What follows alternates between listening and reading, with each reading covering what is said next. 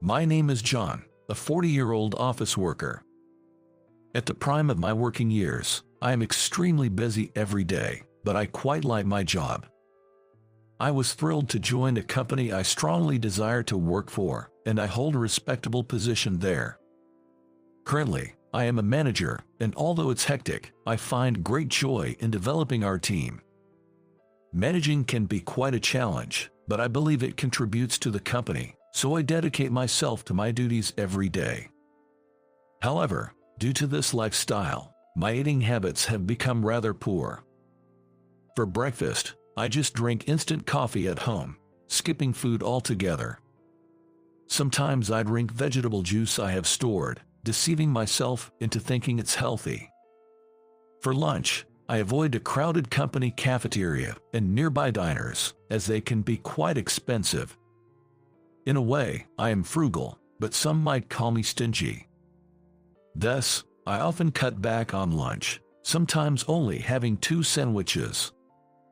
Evenings, since I'm alone, I usually buy some simple pre-made dishes. There's a 24-hour supermarket near my home, so I can stop by even after working late. The reason I'm alone at night is that I'm single. Though single, I'm actually divorced, not someone who has never been married. In the past, my wife grew tired of me and we divorced. At some point, due to my busy work life, I started feeling extremely fatigued, to the point of struggling to get up. Occasionally, I cough or feel chest pain. I suffered from asthma as a child, so I wondered if it had returned. However, there was no wheezing characteristic of asthma, nor did I feel like my airways were constricted. I thought it might be an overreaction. I really dislike hospitals and try to avoid them as much as possible. Hospitals are full of elderly people and waiting rooms are too crowded, making me feel worse just by being there. Plus, during flu season, I don't want to catch anything from others. I know I should go to an allergy or respiratory clinic, but finding a good doctor seems like such a hassle. Therefore, I was always clearing my throat, which made others worry about me. Some might even wish I wouldn't spread my illness to them. One day, there was a health check at my company, which I reluctantly attended.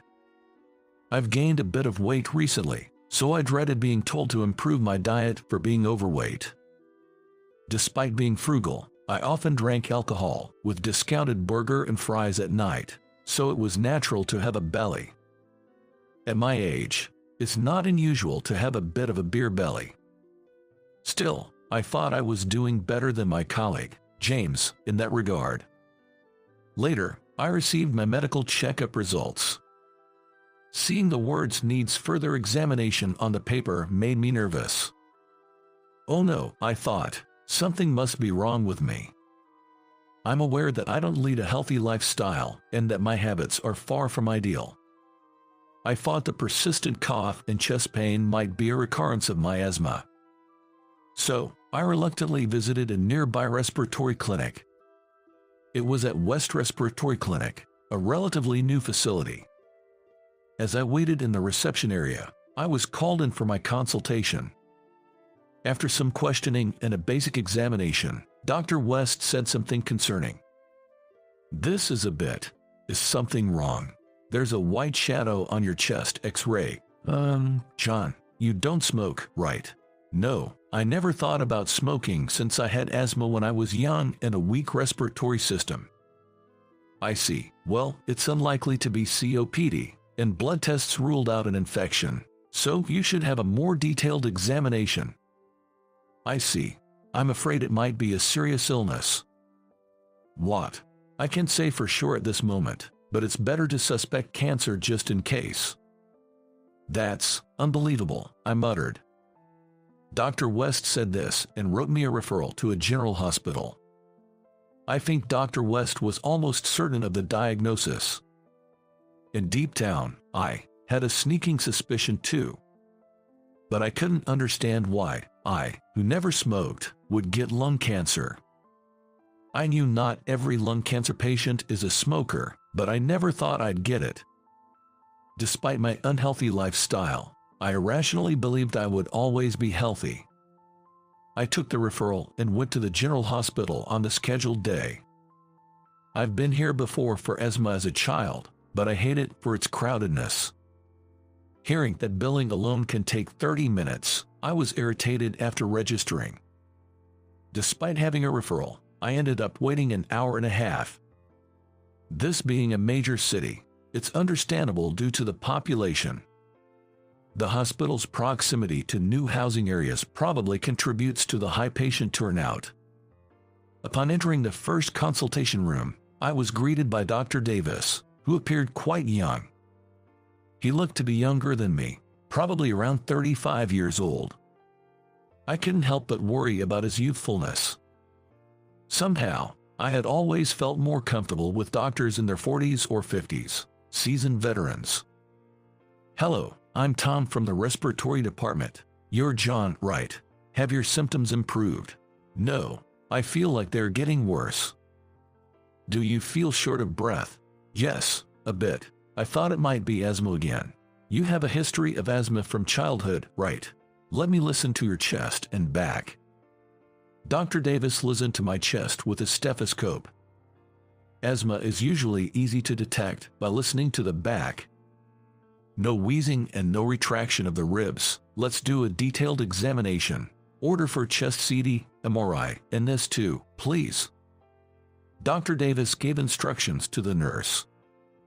I was familiar with CT scans, but I was nervous about what else they would do. I hate painful procedures, and the thought of another blood test was disappointing. Dr. Davis looked young but was gentle and calm in his approach, not the type I disliked. I always thought doctors were intimidating and arrogant, but Dr. Davis felt more like a monk. He was bald, which made me wonder if he was helping out at a family temple on his days off. I recently read a book on mental care by an author who was both a psychiatrist and a monk. Juggling two roles must be busy, but medicine and religion might intersect in some ways. After all, religious rituals like funerals often follow hospital deaths. Lost in such irrelevant thoughts, I went into the MRI machine, the loud noise almost driving me crazy. CT scans felt like being sliced, which was unpleasant. Lying there, I thought about dinner and work. Then I waited in the reception area again, but this time it was only for about 30 minutes, which felt relatively better. Being in such a busy hospital can numb your sense of time, making 30 minutes seem reasonable. When I entered the consultation room again, Dr. Davis's usually calm face seemed tense. I sat down, fearing the worst. As Dr. West pointed out, "There's a shadow in your lungs," he began. Based on the CT, MRI, and blood tests, it's clear it's neither asthma nor COPD. This is chronic obstructive pulmonary disease, common among smokers, but you don't smoke, John. Then, what illness do I have?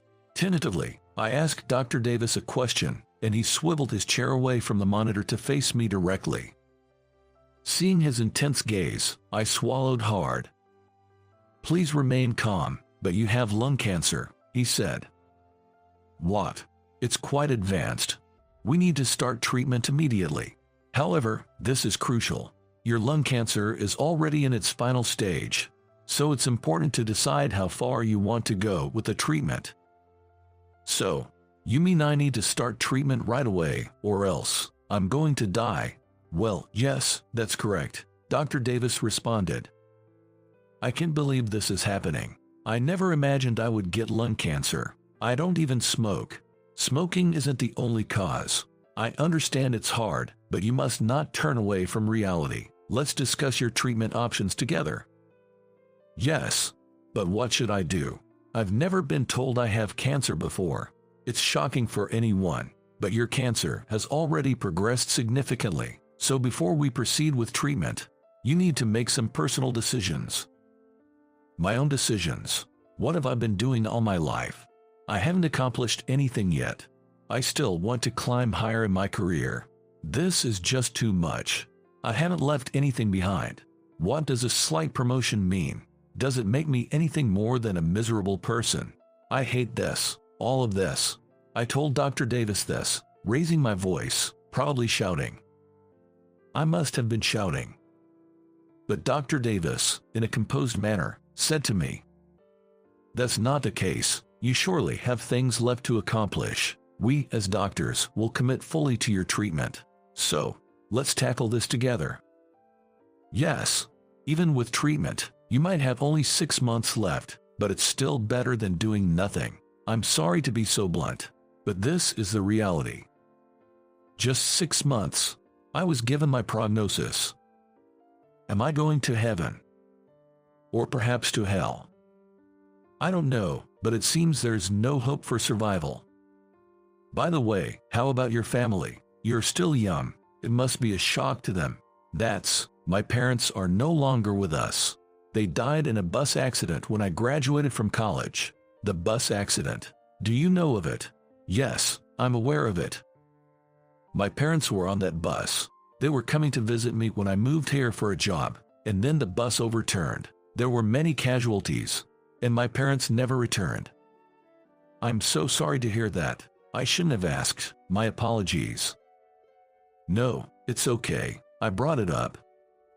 Then, do you have any siblings or a spouse to rely on?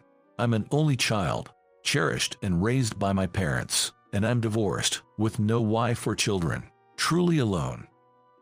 I told Dr. Davis, who looked very sad. He probably felt pity for me, facing the afterlife alone. I thought doctors, having witnessed many people's end, would be used to it. But Dr. Davis genuinely worried about me, suggesting treatments and hospice care. During all this, I felt dazed. Despite Dr. Davis's earnest explanation, nothing registered in my mind. I understood he was speaking, but couldn't comprehend what he was saying. Me, with lung cancer, and in its final stages. On the way home, I let out a dry laugh. Muttering to myself, a passing high school girl said, "That's scary."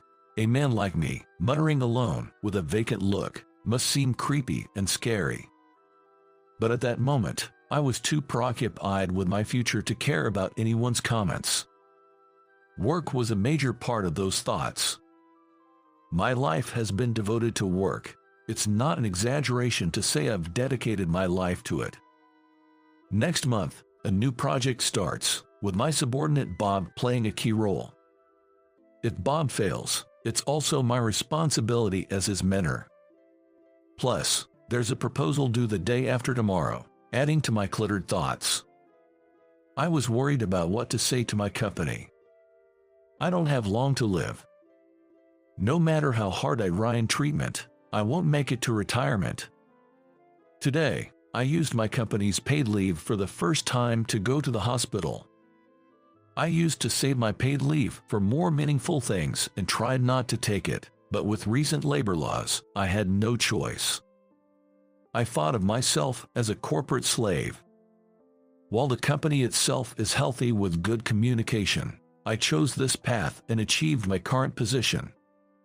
That's exactly why I couldn't bring myself to say something like, "I have cancer, so I need to reduce my workload or please prioritize my health." It was a matter of pride as an office worker, or rather, just my silly ego. The next day, I went to the office. I informed the HR department and my direct supervisor that I had terminal lung cancer. They both looked shocked and cast pitying glances my way. Being pitied like that just made things harder for me. I wished they would treat me as usual, but I knew that was impossible. It's difficult not to feel sorry for someone who you know doesn't have much time left. After that, I continued to work as usual. But the cancer took its toll, causing pain and making it hard for me to concentrate on my work. I also suffered from side effects of the medication, frequently experiencing vomiting and diarrhea. My hair started falling out, and my once thick head of hair began to thin, revealing my scalp. At 40 years old, I used to have thicker hair than my peers and colleagues of the same age, but it gradually thinned to the point where my scalp was visible. I remember being horrified when I woke up and found clumps of hair on my pillow. So I ended up using a lot of lint rollers. Hair was falling everywhere, and I found myself having to clean daily with adhesive lint rollers. I can't take it anymore. Why do I have to endure such hardship every day just to continue treatment? I hate radiation therapy. I'm just a burden to everyone at work, and they all pity me. What am I doing? I want to end this. There's no point in living anymore. After all, I'm going to die soon.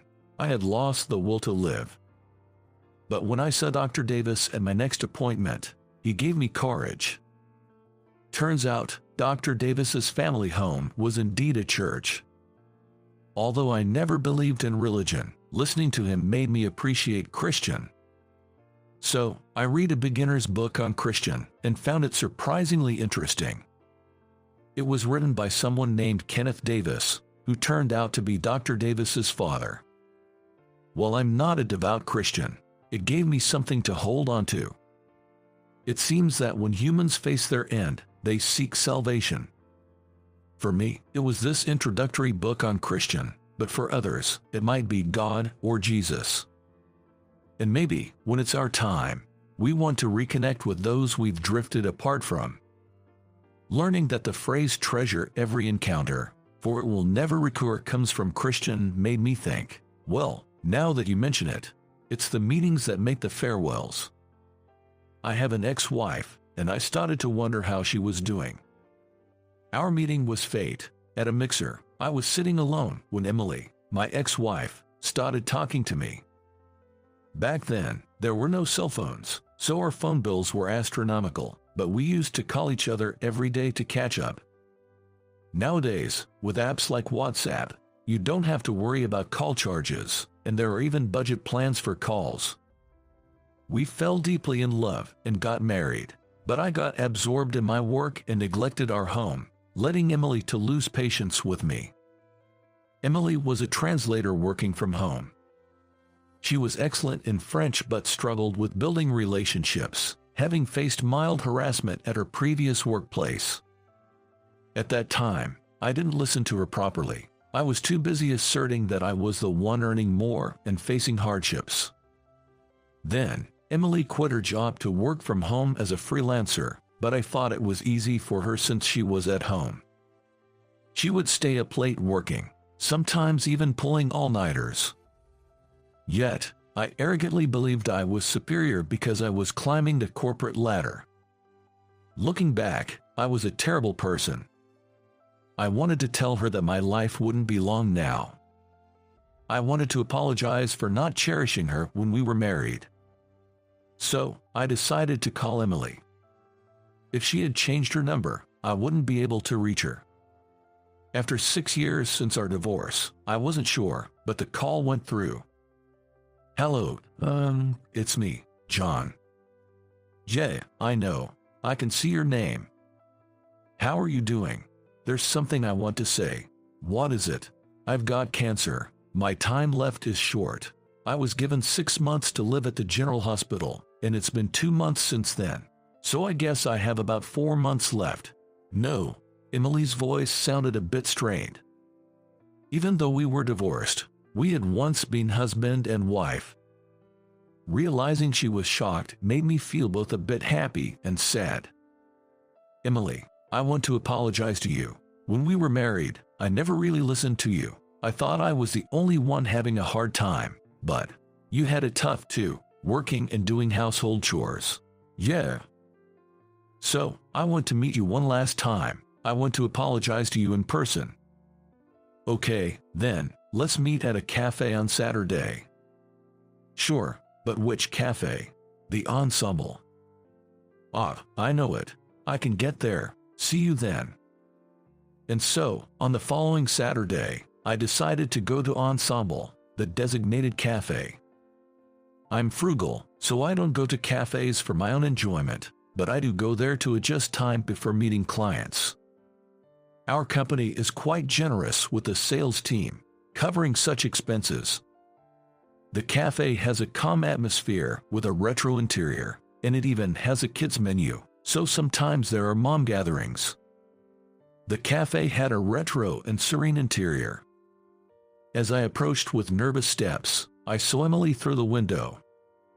When she noticed me, she came to the entrance to greet me. "Thanks for coming." "No, I was the one who wanted to meet. Sorry for springing this on you suddenly. It must be confusing. An ex-husband with cancer. I have terminal lung cancer, and because of the medication, my hair has fallen out. I'm wearing a wig now." "I see. Haha, I guess I didn't want to look bad in front of you, my ex-wife. I dressed up. How do I look? Does it suit me?" "Yeah, John, you look young, and that shirt suits you." "You too, Emily. You still look so young. You could pass for early 30s. "Stop. I don't need flattery. There's someone I want you to meet." I thought it might be Emily's new husband. But if it was her new husband, why bring me here? It didn't make sense. And there was no man in the cafe who looked like he could be her new husband. Here she comes. Look, over there." Emily pointed, and I saw her mother and a little girl. Emily's mother, my former mother-in-law, seemed a bit smaller than before. But who was this girl? I thought she might be a relative's child, but then Emily said something unbelievable. "I'm sorry I kept it a secret from you, but that girl is ours." Wait, when we split up, I was in the early stages of pregnancy and didn't even show yet. After the divorce, I felt unwell, went to the hospital, and they told me I was pregnant.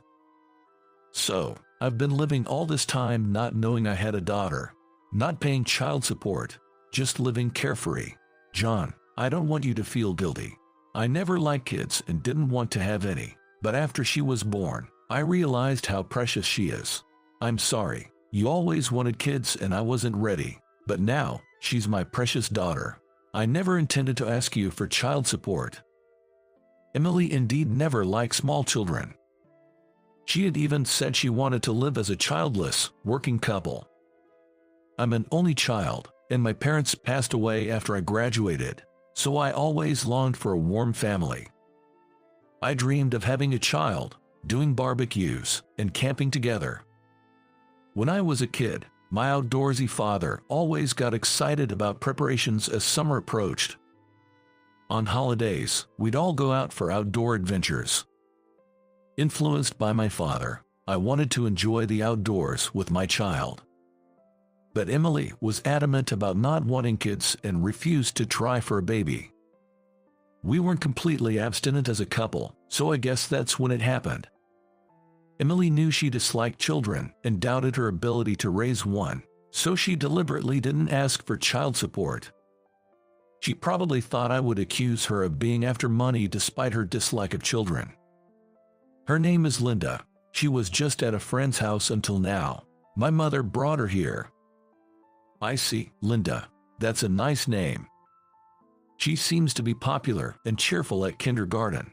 Of course, Linda doesn't know she has a father. I told her he's in heaven. I'm sorry for lying.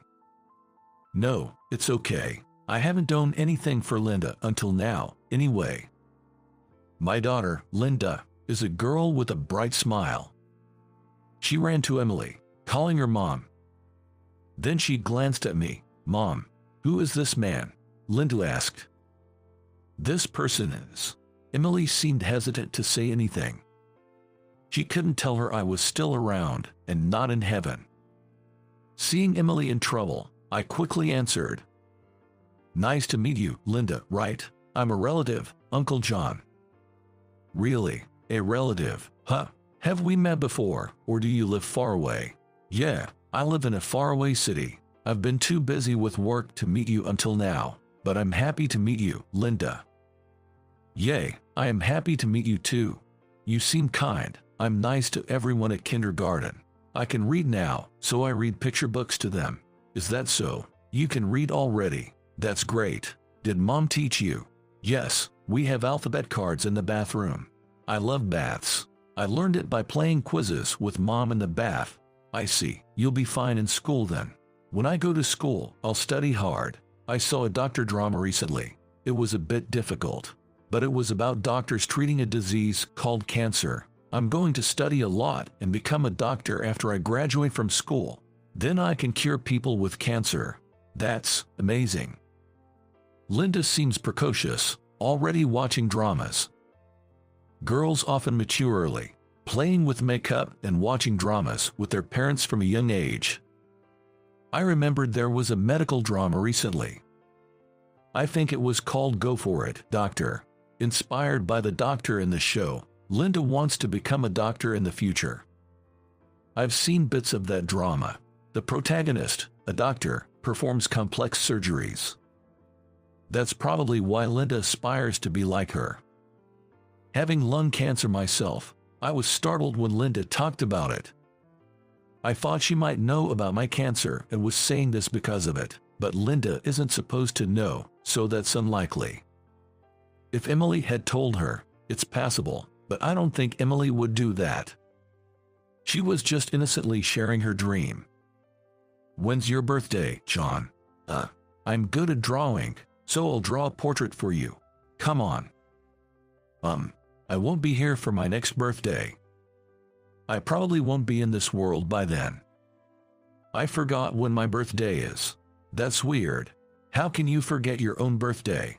Well, I'm old now, so. Mom, you remember your birthday, right? Yes, I do. My birthday is soon. It's June 20th. Is that so? That's practically next week, I thought. I hadn't prepared a gift for my daughter Linda. After all, I didn't even know I had a daughter. Then, maybe I should prepare something for Linda. What would you like, Linda? I want a daddy. My daddy went to heaven, Mom said. She said he's in the sky and we can't see him anymore, right, Mom? Yes, that's right. But, you know, I still want a daddy. All my friends have dads who play with them. I don't have one, so no one can give me piggyback rides. I see. But you can't really buy dads at a store, can you? Dads for sale at a store. That would be weird, John. I think my smile was a bit strained. My heart felt unbearably heavy. I can't blame my ex-wife Emily for lying. After all, I was the one who neglected our family and didn't listen to Emily, leading to our divorce. And now, I can't just arrogantly say, then, I'll be your dad, or I am your dad. It felt like my heart was about to burst, so I brushed it off lightly. Then, Linda laughed heartily. Her smile was somehow bittersweet, increasing the ache in my chest. This pain wasn't from my illness. While my lung cancer does cause chest pain, it was Linda's words that made my heart feel crushed with sorrow. Then, I can't be a dad, but if you're okay with me, let's go play now. Really? Is Mom coming too? Yes, I'll come along, Emily said. Yay, let's go to the park. First, let's eat something. You haven't eaten yet, right? I'm hungry. I'll pay, so you can have a kid's meal. Really? Yay, yay. I want the one with the flag. You can have a juice too. Linda then enjoyed a kid's meal at the cafe. Emily's mother, my former mother-in-law, left soon after, probably knowing about my limited time left. She looked at me with warm eyes. Despite having ruined her daughter, she showed me compassion. I felt sorry for not being a better person when I had the chance. Then, we all went to the park. Watching Emily and Linda play on the slide, my heart warmed. Maybe, just maybe, I could have a family again. And it might be selfish, but it could be a chance to feel like a father once more. But that's just my self-indulgent fantasy. I wanted to reveal that I was her father, but I restrained myself. On Linda's birthday, I met her again and gave her a drawing set. She was really happy about it. Since she wants to be a doctor in the future, I also gave her a children's book titled The Wonders of the Human Body. I hope it will be useful to her someday. John, this is for you. What's this? A letter for you to read at home. Thank you, I'll read it later. When I got home and opened the envelope, this is what was written inside. Dad, thank you. Stay healthy forever. Did I manage to do something for Linda? Even though that birthday present might be my last, I'll watch over Linda and Emily from heaven. Although I might end up in hell for being who I am, I still wish I could gently watch over them from the sky if possible.